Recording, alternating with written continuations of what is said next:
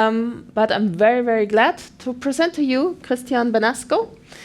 He is certified one of the very, very best hackers in Germany and cybersecurity experts. We're very happy to have him here. Also thanks to Bulwark and their partner Netrics. So Manuel Heimpel from Bulwark was the honor to introduce Christian, and I wish you a lot of fun and a good new learning experience in this talk. Thank you very much.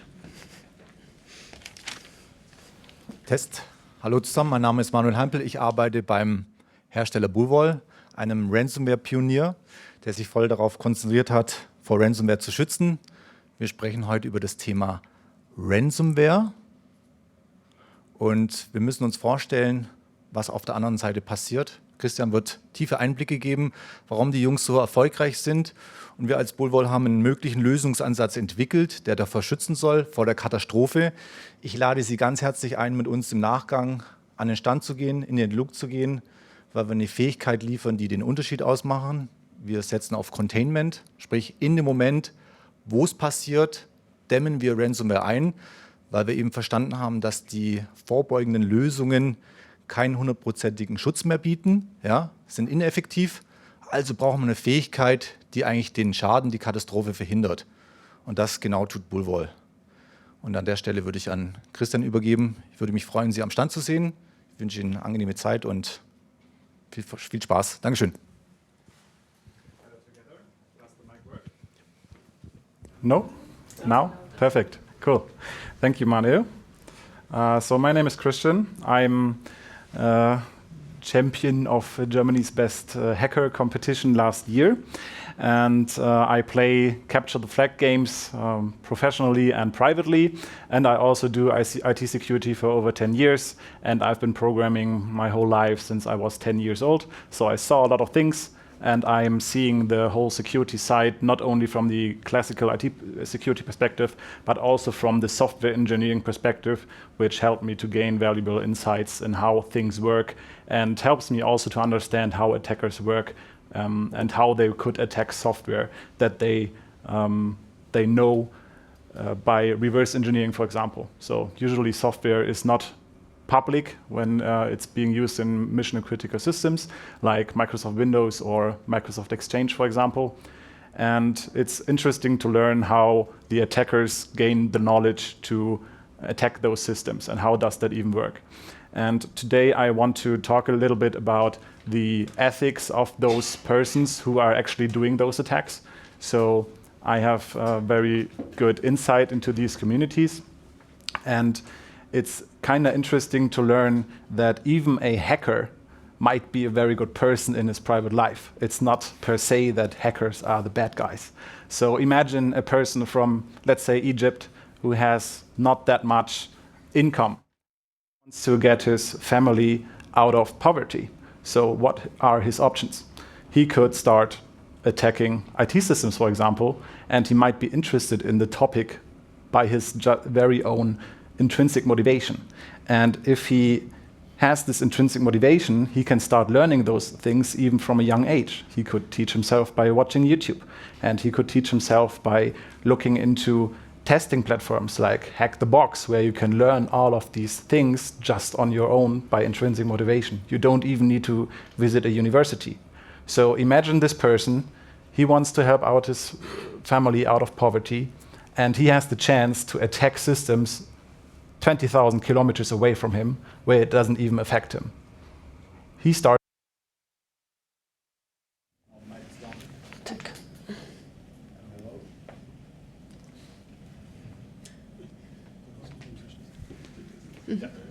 Then I take this one. He starts attacking systems from his own home, and it doesn't even affect him because it's so far away.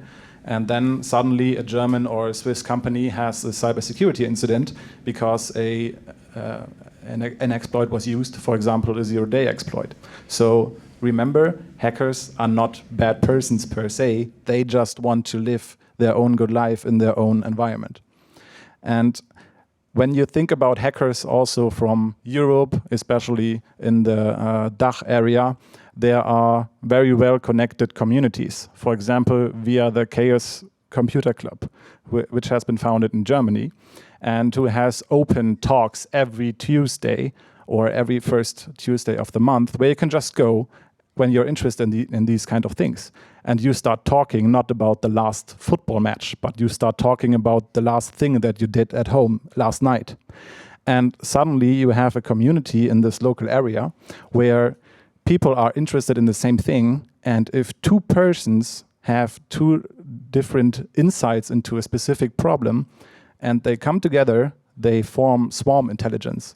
And if that happens in a multitude of orders, and then those people come together every year in Hamburg, where 15,000 of these people are, suddenly you have a very well-connected crowd which can share their knowledge and have some insights that are not even known, for example, to antivirus companies, because those companies are not part of this intrinsically motivated group of people. So you start having the problem that the attackers, which could be part of this crowd, have inside knowledge that antivirus companies, for example, do not have. And you can only always try to mitigate against security vulnerabilities if you have the knowledge and know how they're going to do it. And you, as an antivirus company, start thinking, how might an attacker go into my system? What would they going to do? But these people in these local communities don't think that way. They have their computer and they start looking at things they are interested in. It doesn't even need to be financial motivation or other motivations. It's just their pure intrinsic motivation. And these people do not stop at 5 o'clock in the evening like the employees of the antivirus companies do. So you have a clash of motivation here. The employees from the antivirus company wants to go home and is happy earning his salary. Of course, this is not true for all of them, but generally this can be said, I would say. But these people stay late at night until 2, 3, 4 a.m. in the night and want to continue finding their success. And success doesn't need to be financially. It can be just the dopamine hit that they feel when they are having a successful attack against, for example, a hardware or a software. So these people are always more powered than the people who just get paid trying to fix things. And the companies tried to combat that by trying to get the intrinsic motivation over to their side. And how are they going to do it? By having bug bounty programs. So, for example, Microsoft or Apple or Google, they offer up to $1 million if you send a very good working security exploit chain, which is also sometimes called zero-day exploit, to them, and you could get a payout. And these companies have an interest that these security vulnerabilities are posted to them and not to the public or some bad actors. But the problem is, these companies have their internal politics and are very slow. And if you found a security vulnerability, then you have the problem that others could also find this security vulnerability. And then it gets worthless, because only the person who sends it first to the company will get the payout, if at all. And then you would think, okay, where would they go where they get the money faster? They would go to the darknet. No, they won't, because the darknet is not even required in these days to get a good payout. So now we come to the only 3 slides that I have brought to you, which is one of the payout sums that the company CrowdFence pays to people who send them their unique security vulnerabilities. And you see that a zero-click full-chain attack, which basically means that you send a random person a WhatsApp message or an SMS and you have their device owned or taken over, you will get up to $5 million for Android and up to $7 million if you are having an attack for iOS. So whom are you going to send the attack to? Is it Google for 1 million, where your payout might be up to a year delayed? Or is it CrowdFence, who say you get the payout within 1 week? And you don't get the payout on the black market or something. You don't get it in Bitcoin. You get it sent to your German or Swiss bank account with an IBAN number. And it's a totally justified company that offers this. So this is not illegal. You get a contract, you sign it, that you don't send the security vulnerability over to someone else, only to them. And who's going to pay for the 5 million or 7 million in the end? Somebody has to pay it, right? So you can guess who it is. It's either governments, like security agencies. Everyone heard of Edward Snowden and the NSA. But it could also be the German government, for example. It could also be the Israeli company NSO Group, which publishes the probably best known security exploit for iOS, where you can just take over phones.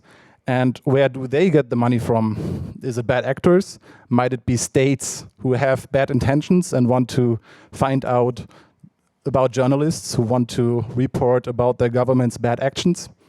Probably.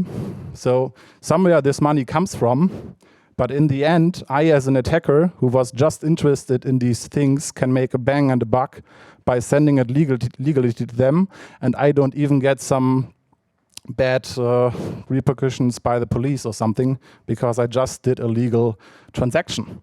So if you see this, you start to understand why there will never be a landscape where security is working on every single thing that you're running on your infrastructure. It's just too much incentive out there to find those vulnerabilities and report them to those persons who use it for who knows what. You don't know that as a seller to these companies. And now you might think, okay, Android, iOS, browsers, I don't care. Then you see that the payout is also for enterprise software like Microsoft Windows, even antiviruses, and other software that you use in your enterprise. And you might think, okay, the payout for antivirus is only $50,000 US. So what does it mean? Nobody's trying to attack those antiviruses? Nope. The reason why it's so low is because it's so easy to find vulnerabilities in these software. So you're basically allowing someone to run on your system and try to have them prevent security vulnerabilities. And it's like cancer. If you are trying to prevent cancer in a human, it's basically impossible because you have to protect every single cell in the human body. How would you do that? It's not possible. You cannot monitor everything. But instead, a working strategy would be if there is a breach into your infrastructure, that you are able to quickly act on it. For example, be able to shut down the systems quickly and to get to know about the attack in the first place very quickly. So that works in cancer treatment as well. It has shown that if you do screening often, that the likelihood of recovering is very high because you can start treating early. And the same is true for data breaches in companies. When you know about the attack within seconds or minutes, you can do something about it before the ransomware, which encrypts your files, can even do something. So that's a valid strategy which works much better. And the thing is that actually the solution to this can be implemented very simply instead of having something on your system which tries to monitor everything and makes everything slow. So if you try to monitor everything, that also means that you have the issue of stopping the employee from actually doing the work. You have very modern hardware these days, which should be fast, but somehow it feels to you like it isn't. Because maybe the antivirus or some other software which tries to detect those those viruses and prevent them, wants to monitor every single click you do on your system. And that's very, very hard to do in an efficient way. So if you know about all of this, then you start questioning yourself, how much point is even in there in trying to stop those attackers versus just assume that you are consistently breached. That's what I do at my home. Of course, I have a firewall because it's very proven to work. But if you have backup strategies that you know that work and you actually test them, then you are much more relaxed in a ransomware attack. You don't have to pay those guys who want to have your money, because if you do, they will come back, I can guarantee you that. And you don't even know if they pay you, if you pay them, that they give you the decryption keys to get your data back. But if you know that your data is safe, you are in a better position. Same thing about if you know that the attack happens, you can just start shutting down those systems where the attack started on. Because it doesn't help thinking about building the fence around your company. It also means that if someone just crossed the fence, your security concept is just broken. If a person is inside your network once, you have a problem with the classical security approach. From my work, I know, and that's a common joke across security pen testers, that you have Microsoft domain admin on Monday lunch when you started the pen testing on Monday morning. So it's usually well doable to do it within 4 hours to cross the system boundaries of your target and from within try to attack the domain controller and get admin rights within 4 hours. So what you should do probably instead is to think about the case, what if someone crossed the fence and what can you do then? And you should be prepared for that case. Also, if you think about the situation that someone is inside your system, how do you know that you got them out after they are in? It's very, very hard to prove. And a solution for that is to just set up your systems in a way that you do not trust every single device. It's called zero trust environment. So a VPN would be another example which can be critical if implemented wrong, because a VPN is nothing else than this fence that I just talked about. If some employee forgot their laptop somewhere, or even their phone nowadays because they're connected to the VPN, some attacker is inside your network already, even without attacking you digitally.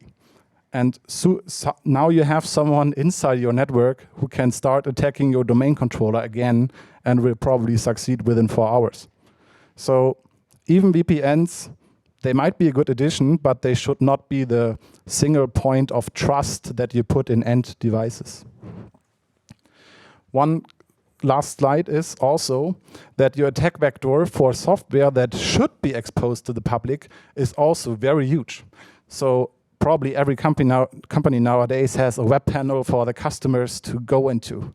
And if your web panel is running on Nginx or some Microsoft web server, also is able to being hacked by those people that I just talked about in the beginning. And most antivirus softwares don't even cover these softwares. So you have something running that's exposed to public ports on your domain name. They don't even need to find out your IP addresses. They can just go to your domain name, find the web server, and start attacking you.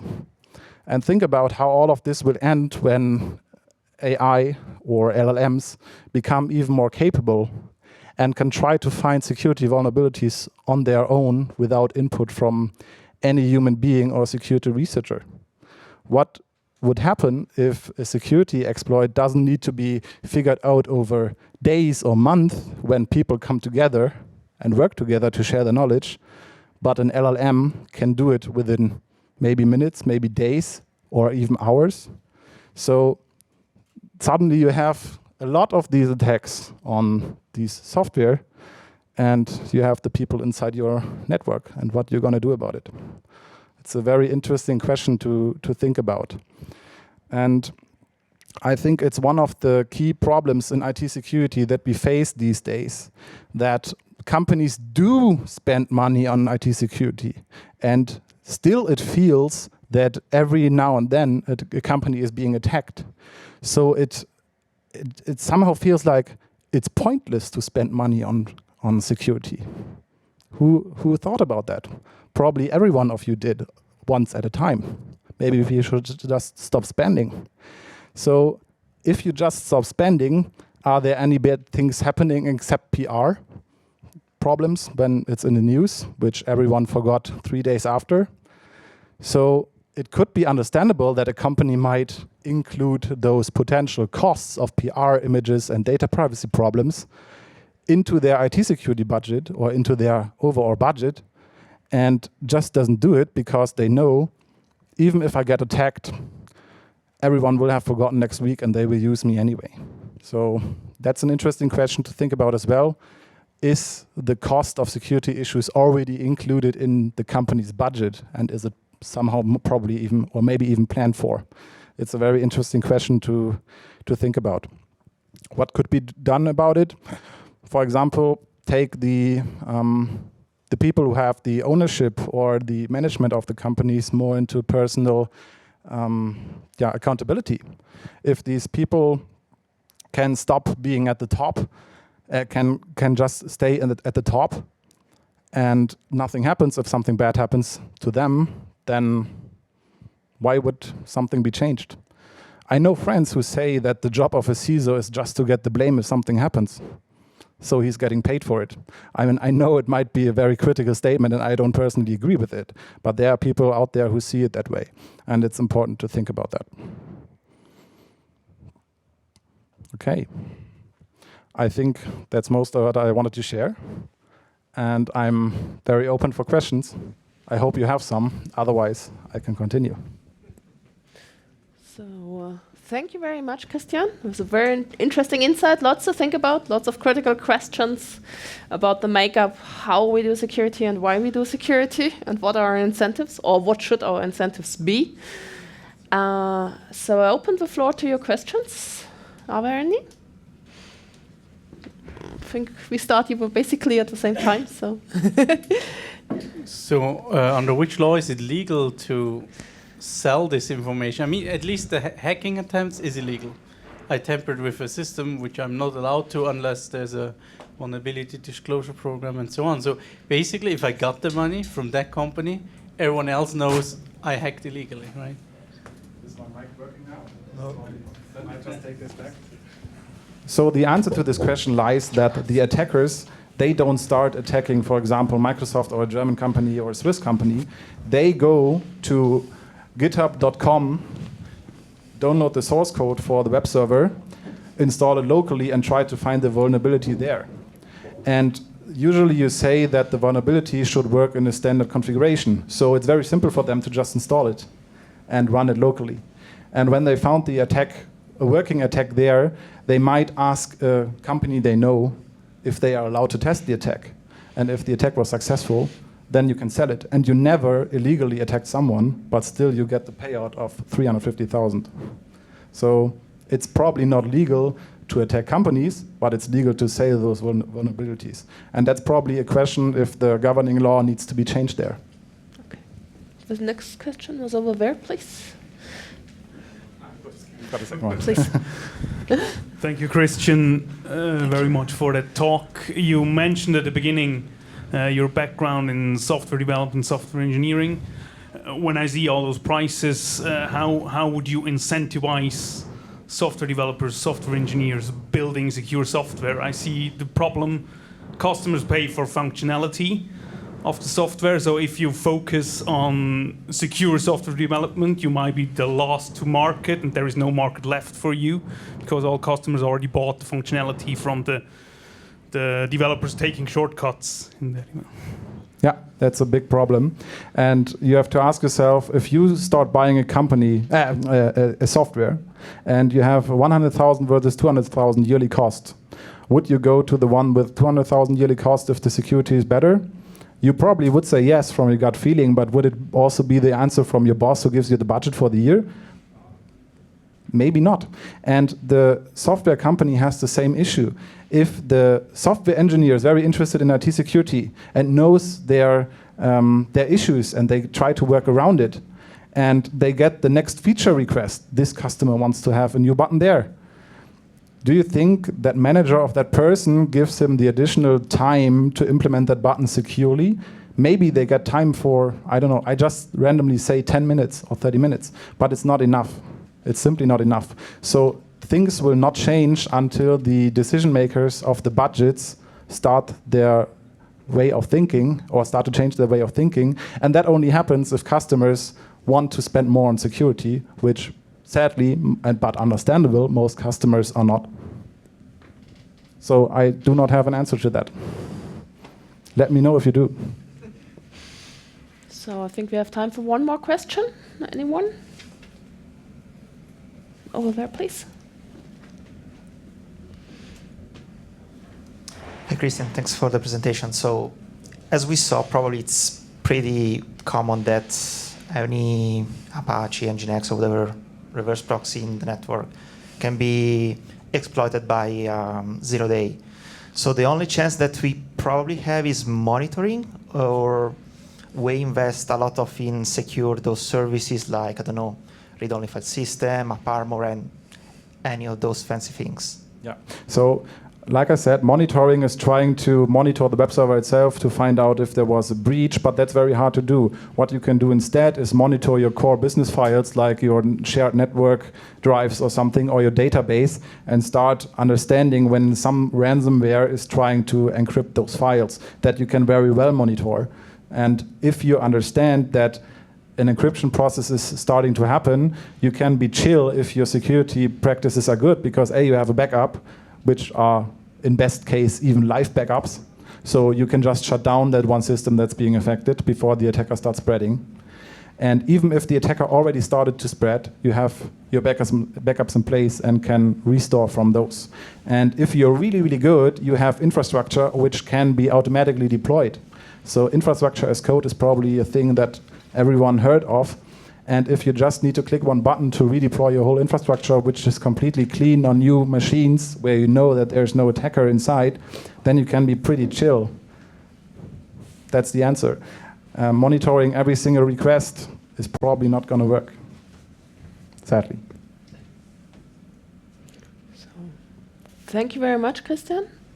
There was one more question. There's one more question. If it's a short one, we can take it. Sorry. Hello. Hi. Do you think it's possible to transform a zero-day vulnerability into a I forgot the word in English. You know, for example, the honeypot server. When you are an attacker, you see it, you're like, oh wow, beautiful. It's a server with a lot of vulnerabilities. But it's a trap, yeah. Yeah. So do you think it's possible to transform a zero-day attack into a trap? What do you exactly mean? So you found a vulnerability, but it's actually not a vulnerability? No, it's a vulnerability, but you don't patch it. Instead, you try to transform it into a defense system. Gotcha. So you want to attack the attacker? Exactly. That's very well doable. So the attackers also use standard software that you can download from the internet. So if you're a security company, you could try to find 0 days in those attacking software and execute it on people. I applied the same strategy when one of my customers was under DDoS attack. And what they found, what the attackers found, is that if they download the same file, like it was a very small image from the web server, that it overloaded the website, so no one could open it. And they only tried to open that one file. So what did we do? Replaced the image, which was like 10 kilobytes, with a 1 terabyte file. So the attacker downloaded a 1 terabyte file all the time and overloaded their systems. And within some minutes, they stopped attacking. I don't know if they found out about it or if their systems overloaded, but it worked. So that's a valid strategy, but it needs human interaction, and probably nobody has time to look at all these attacks at those big companies, sadly. But it would be very cool if you could. Thank you. Thank you very much. Speaking of swallowing too big a bite, or a terabyte in this case, thank you for the insight. So I'm sure there are many more questions out there, but please contact Christian maybe in the following breaks. Feel free Thank you very reach much. Manuel and me at Cobol.